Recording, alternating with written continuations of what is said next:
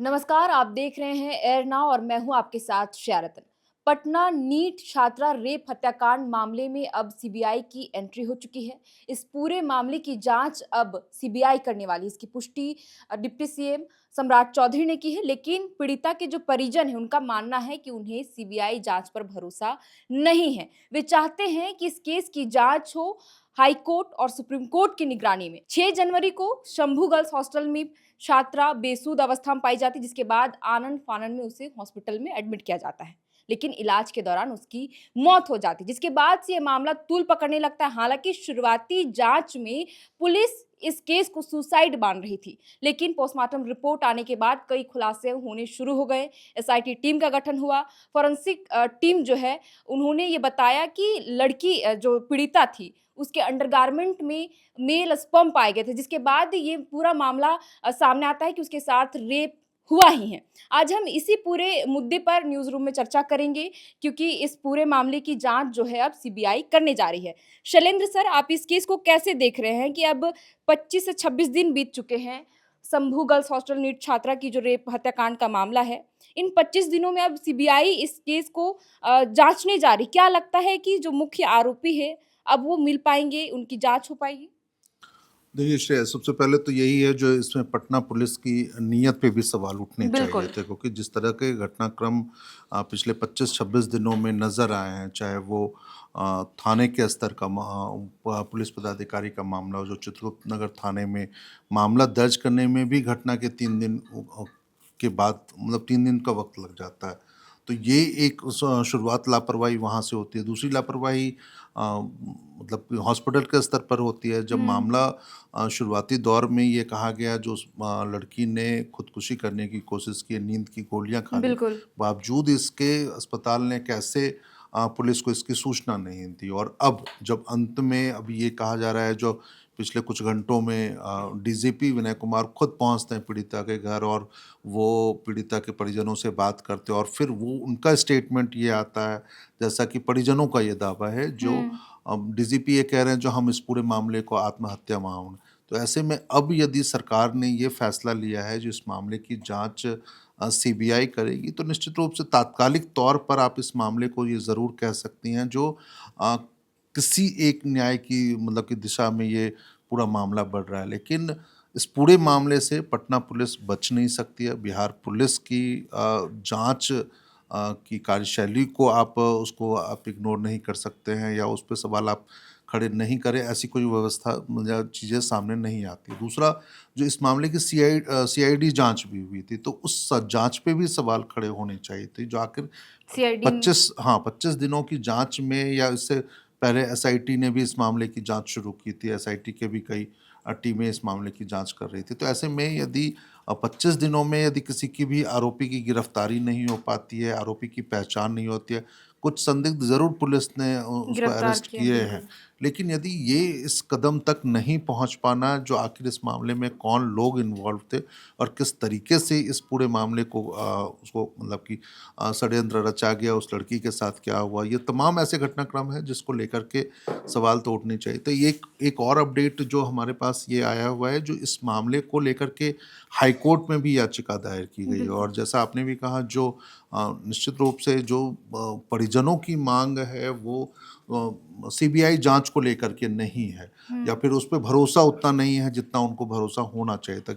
और यही वजह है जो वो हाई कोर्ट की निगरानी में इस मामले की जांच जाँच करने की माँग कर रहे हैं। मांग कर रहे हैं। और ये हो सकता है जो जब हाई कोर्ट में इस मामले की सुनवाई होगी, तो शायद कुछ इस दिशा में आगे। मैं इसलिए ये बात कह रहा हूँ, जो परिजनों के दावे जो सीबीआई जांच से उनका भरोसा नहीं है, क्योंकि पिछले बिहार में यदि कुछ एक चर्चित मामले ऐसे रहे हैं, हुँ, चाहे वो आप गौतम शिल्पी हत्याकांड का जो मामला 1999 का हुआ था, या फिर आप मुज़फ़्फ़रपुर का एक नवरुणा बच्ची थी 13-14 साल की, उसकी लापरवाह मतलब कि उसको अगवा कर लिया गया और आज तक उसका अभी भी नहीं पता चल रहा है, 2013 का ये मामला।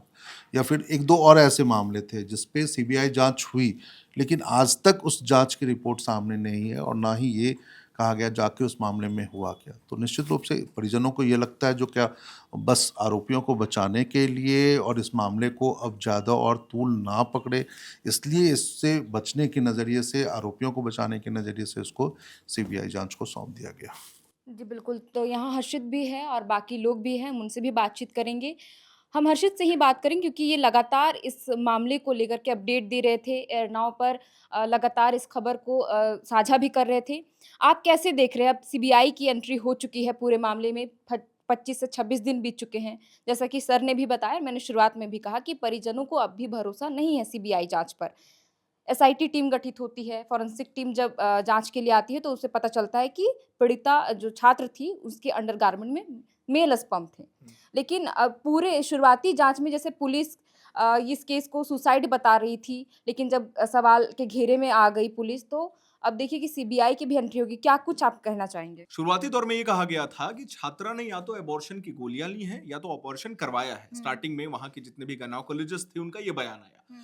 उसके बाद जब पीड़िता की यानी कि जो छात्रा है उनकी मां आ जाती है, जब वो थोड़ा बहुत होश में आती है, तो वो बाकायदा कॉल रिकॉर्डिंग जो पप्पू यादव ने लीक किया था उसमें यह बात है। जब उसकी मां उससे पूछती है और ये बात नर्स कह रही है, वो चश्मदीद थी पूरे मामले को लेकर के कि क्या तुम्हारे साथ कुछ गलत हुआ है, तो वो पीड़िता सर हिलाती है क्योंकि वो बोल नहीं पा रही थी, बस इशारों में बात कर रही थी। हमारा 2-3 प्रश्न है इस मामले को लेकर के। शंभू गर्ल्स हॉस्टल के जो मालिक है वो कहां थे? उस वक्त कहां थे? पुलिस ने जांच इतनी धीमी गति में क्यों चलाया? दूसरी चीज, आप शुरुआती 7 दिनों तक मामले को आत्महत्या साबित करने की कोशिश करते रहे। चौथा चीज ये, वहां से जब वो पटना आई थी, जिस दिन ये मामला हुआ, अपने निजी घर से वो पटना आई, रेलवे स्टेशन से लेकर के उसके हॉस्टल तक अलग अलग सीसीटीवी फुटेज को खंगाला गया था, उसका रिपोर्ट एसआईटी ने बकायदा नहीं दिया था। क्या हुआ, कैसे हुआ, परिजनों से जो बातचीत हुई थी वो सार्वजनिक नहीं की गई। आज आप कह रहे हैं कि मामला जो है वो सीबीआई के पास जा चुका है। ठीक है, सम्राट चौधरी डिप्टी सीएम बिहार के, जो जंगल राज को कहीं ना कहीं खत्म करना चाहते थे, एक योजनाबद्ध तरीके से चाहते थे कि बिहार क्राइम मुक्त हो जाए। मैं अपने दर्शकों को यह बता देना चाहूंगा कि बिहार ले लीजिए, झारखंड ले लीजिए, उत्तर प्रदेश ले लीजिए, यहाँ की न्याय व्यवस्था तब जागती है ना जब कुछ ना कुछ घटना घटित हो जाता है। अब बवाल मचना शुरू होता है। बवाल मचना शुरू होता है और आपने एक पक्ष ये भी रखा था श्रेया कि परिवार वाले नहीं चाहते हैं कि मामले की जांच जो है वो सीबीआई करे। हाँ, उन्हें भरोसा नहीं। या बिहार पुलिस करे या एसआईटी करे या फिर सीआईडी करे। तो मेरा सवाल ये भी है, तो करे तो करे कौन? सुप्रीम कोर्ट की निगरानी में भी कौन करेगा? सीबीआई ही करेगा। हाई कोर्ट की निगरानी में भी कौन करेगा? या तो सीबीआई करेगा या तो एसआईटी करेगी, या तो बिहार पुलिस करेगी, या तो एक अलग टास्क फोर्स बना दिया जाएगा इस मामले के तह तक पहुंचने के लिए। लेकिन करेंगे तो वही लोग।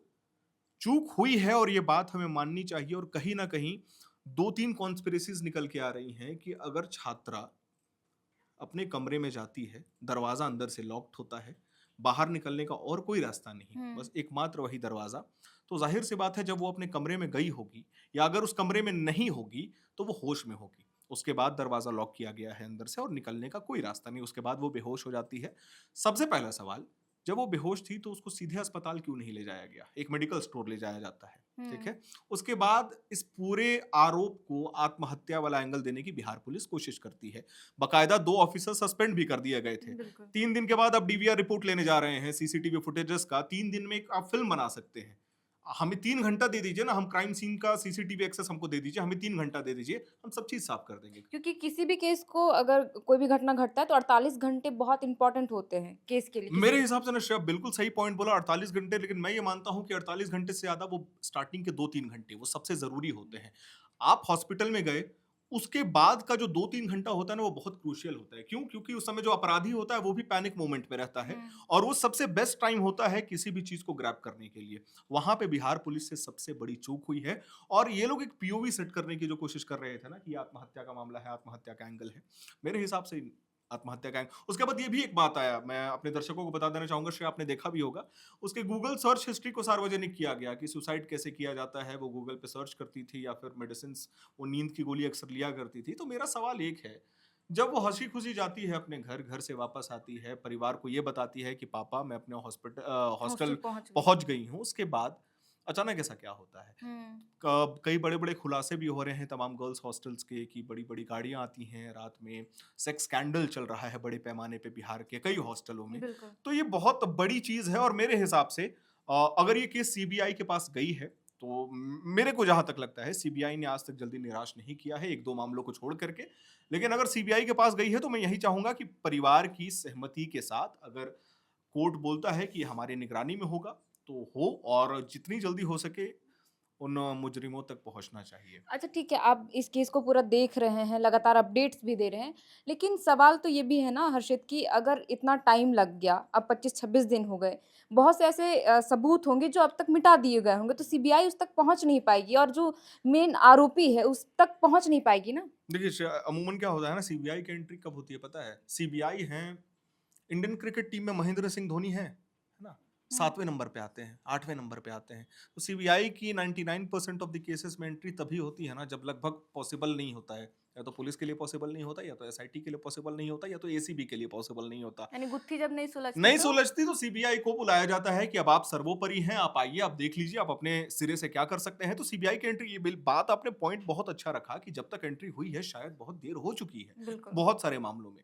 अब आप शंभू गर्ल्स हॉस्टल में जाकर के क्या सबूत इकट्ठा करिएगा? हाँ, लेकिन कानून व्यवस्था, न्याय व्यवस्था पे हमें भरोसा रखना चाहिए, क्योंकि इस तरीके का जब बात आता है ना तो कहीं ना कहीं वो एक छात्रा का विषय नहीं होता, वो तमाम छात्राओं का जो तैयारी करने के लिए एक हॉस्टल में पढ़ाई कर रहे हैं उनका भी विषय बन जाता है। खैर, देर आए दुरुस्त आए, लेकिन अब जो आपने एक एंगल कहा कि परिवार नहीं चाहता, वो परिवार की मर्जी है, परिवार इसके बारे में क्या सोचता है। लेकिन इतना जरूर कहना चाहूंगा कि अब शायद ये मामला तूल पकड़ रहा है, क्योंकि अब अभी बजट सत्र था, शुरू होने वाला है हमारे भारत में। आपको पता होगा, हम दर्शकों को बता दें, तमाम बड़े नेता, चाहे वो पप्पू यादव हो, चाहे वो तेजस्वी यादव हो, लगातार मुखरता से विधानसभा हो या राज्यसभा हो, तमाम बड़े नेता इस मुद्दे को मुखरता से उठा रहे हैं, क्योंकि वो नहीं चाहते कि ये मामला भी एक लौता अंकिता भंडारी वाला मामला बन के रह जाए। बिल्कुल। तो देखिए अब सीबीआई की एंट्री हो गई है, उम्मीद है कि शायद सीबीआई इस केस की गुत्थी को सुलझा ले। हम न्यूज़ रूम में बाकी जो है रिपोर्टर्स हम उनसे भी बातचीत करेंगे। साक्षी है, साक्षी आप इस केस को आप कैसे देखती हैं? मैं शुरुआत करना चाहूँगी हर्षित की उस लाइन से कि कानून व्यवस्था, न्याय व्यवस्था पे भरोसा रखना चाहिए, बिल्कुल रखना चाहिए। पर वो माँ-बाप कैसे भरोसा रखें, क्योंकि ये पहला केस नहीं है। मैं बहुत पीछे जाना चाहूँगी, आपने कहा 20-25 दिन हो गए हैं, कुछ नहीं हुआ। आपको नोएडा केस याद है आरुषि हत्याकांड का? बिल्कुल। क्या हुआ था उसमें? ऐसा ही मामला था। लड़की जो थी वो अपने कमरे में बंद पाई गई, बिस्तर पे पाई गई। पुलिस ने क्या किया? उन्होंने सेम वही गलती की जो इसमें नीट छात्रा के साथ हुआ कि कमरे में बंद थी, पुलिस को बाकायदा क्या करना चाहिए था? कमरे की तलाशी ले, बिल्डिंग की तलाशी ले। शील करनी चाहिए वहाँ उस पे कमरे भी को। ऐसा कुछ भी नहीं हुआ और सीधा-सादी जो है उसको जो उनका सर्वेंट था, उसके ऊपर थोप दिया गया कि उसी ने किया है और मामला खत्म कर दिया गया। आज तक 2008 से लेके 2017 तक सीबीआई जाँच भी हुई। आज तक नहीं क्लियर हो पाया कि असली आरोपी कौन था। बल्कि इस चक्कर में जो हेमराज थे, मैं नाम ले रही हूँ, उनके परिवार जो बर्बाद हो गए। अब उनके मन में है कि वो यहाँ मैं अपने बच्चे को नहीं भेजूँगी नेपाल से। सेम यही हुआ और माँ के साथ परिवार वालों का जो कहना है कि हम कैसे भरोसा कर लें कि न्याय मिलेगा। इस केस में भी कहते हैं, जो आपने बात कही कि 48 घंटे बहुत अहम होते हैं। तो जब 48 घंटे अहम होते हैं, तो उस दौरान पुलिस क्या कर रही थी? या तो आपको था कि केस मिला है, चलो 2 दिन में निपटा के खत्म करके छोड़ देते हैं। क्योंकि जब आगे जाँच बढ़ी, तो इतनी सारी बातें सामने आई, शायद अगर वो उस दौरान कर दिया जाता, तो और भी क्या पता इससे ज़्यादा सबूत मिलते। क्या पता यही पता चल जाता कि उस दिन क्या कुछ हुआ होगा।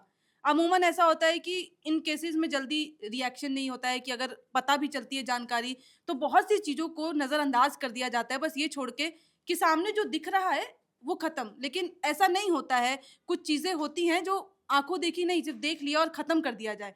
अब माँ-बाप जो कह रहे हैं, मैं तो चाहूँगी कि न्याय मिले, लेकिन इतना समय जो बीत गया है, कितना कुछ सबूत जो होगा अब सीबीआई के हाथ में नहीं लगेगा।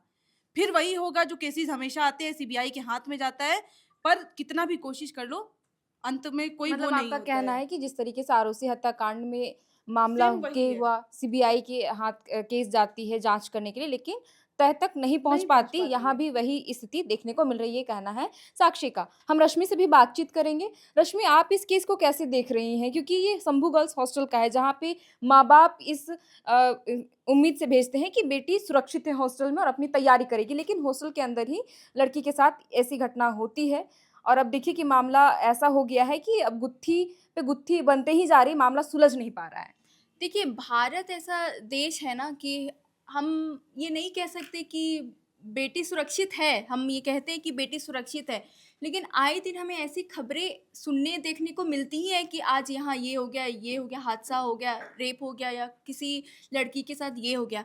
तो मुझे लगता है कि आज पेरेंट्स कहीं न कहीं डाउट में रहेगी कि और शायद हो सकता है कि अपनी बेटी को बाहर ना भेजें, क्योंकि उनको ये डर बैठ जाएगा कि आज अगर उस लड़की नीट छात्रा के साथ ऐसा हुआ है, तो भगवान ना करे मेरे साथ भी ऐसा हो। तो एक डाउट हो जाएगा कि हम नहीं भेजेंगे और हो सकता है इस पे फ्यूचर पे भी बात आ जाए लड़की पे, तो यही मुझे लग रहा है। और जहाँ तक बात है ये मामला की, तो 6 जनवरी को ये हादसा होता है। 11 जनवरी को उनकी मौत हो जाती है और उसके बाद आज 25 दिन हो गए हैं, बार-बार बीच में पुलिस बयान बदल रही है, कभी सुसाइड का हवाला दे रही है और अब जाके डिप्टी सीएम हमारे बोल रहे हैं कि सीबीआई जाँच करवाई जाएगी।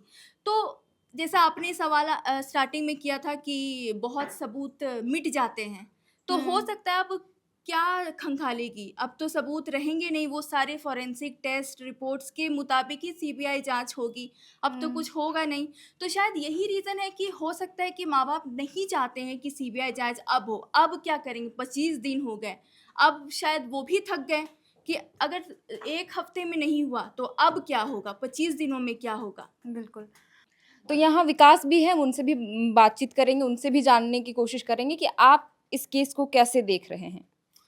मैं इस केस को ऐसे देख रहा हूँ कि एक बेटी का रेप हो जाता है। माँ-बाप जो है चिल्ला-चिल्ला कर न्याय की गुहार लगाते हैं और 25 दिन बीत जाने के बाद भी पुलिस जो है अब तक ये मानने को तैयार नहीं है कि बच्ची के साथ कुछ गलत हुआ है। तो कहीं न कहीं ये पूरे बिहार प्रशासन और जो गृह मंत्रालय जिस तरह से काम कर रहा है उसकी कार्यशैली पर भी सवाल खड़े होते हैं। हम अगर बात करें जो 25 दिन जो बीत गए अभी, पहले तो पुलिस इसको ये मानने को तैयार नहीं थी कि ये सुसाइड नहीं रेप है। जब पोस्टमार्टम रिपोर्ट आया तब पुलिस को मजबूरन ये मानना पड़ा।